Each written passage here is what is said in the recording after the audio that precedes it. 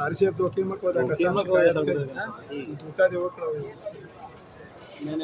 ټول شکایت کوي یار ما د نورو انتظار کوو خراب شو ما د نورو انتظار کوو خراب شو د ټپو سره مخکار کوو خراب شو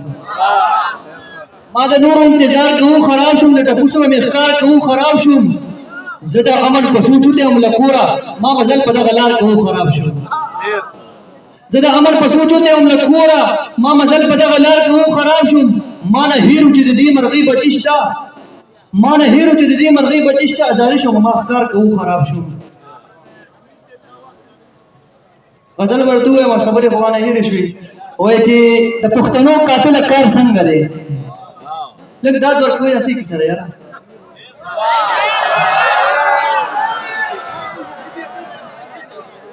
د پښتنو قاتله کار څنګه دی اوس د سرونو کاروبار څنګه دی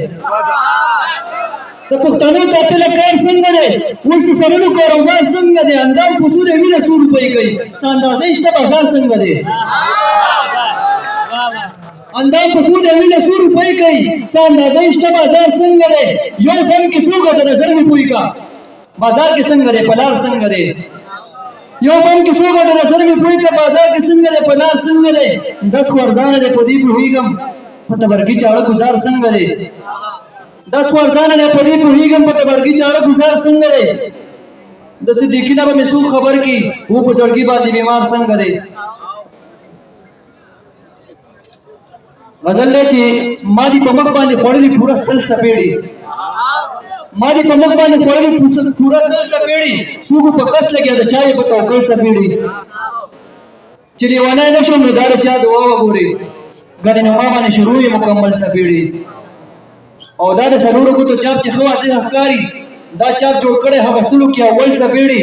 او موږ پښتانه چې به رسوي نو وجه دا ده مونږ پښتانه چې بیرل شوي نو وجه دا ده مونږ له اټک نه دي خوړلې تر کابل سپېړې او زه صدیقي نور په ځان پوه نه شم پرېوتم بس راته یاد دي اول کې هغه شل سپېړې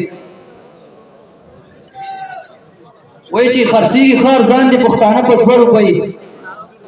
خرڅېږي ښار ځان دي پښتانه په 2 روپۍ دا غټ معمولي ګران دي دا واړه په 2 روپۍ او د کمې زمانې یوه د خان ملک بچیا او واغخلي نن وخت کې ځان له وړه په 2 روپۍ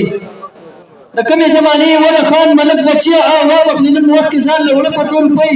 او مورګۍ مې انتظار کوي د کلي ګباړي ته خرڅې په دروازه کې خپل وخت په 2 روپۍ مورګۍ مې انتظار کوي د کلي ګباړي ته خرڅې په دروازه کې خپل وخت په 2 روپۍ او د کور سامان ټول د ریلام بازار ته وسته زمانه علاوه هر څه په 2 روپۍ د کور سامان ټول د نیلام بازار ته وسته زمانه علاوه واخلي هر څه په 2 روپۍ او قربان شه صدیقي ستاسو اخلاص دکانداري نه چې موږ له تیرا کړ ډیر خواږه په 2 روپۍ او دغه غزل د کس په فرمایش باندې چې نخې مې ټول په میدان کېږدا او وایي سیزا نخې مې ټول په میدان کېږدا وایي سیزا پاس می بنگړي والی پیزوان کېږدا او وایي سیزا او زما د بیا راتلو پته مانه شي نه درځم په ارمانونو دی ارمان کېږدا وایي سیزا او تاسو د سه حکمرانانه حاکم داسې وسه چې د غریب د کور سامان کېږدا وایي سیزا او دا ستا قاتل ژوندی چا ورله سزا ورنکړه صدیقي لږ په ځان تاوان کېږدا وایي سیزا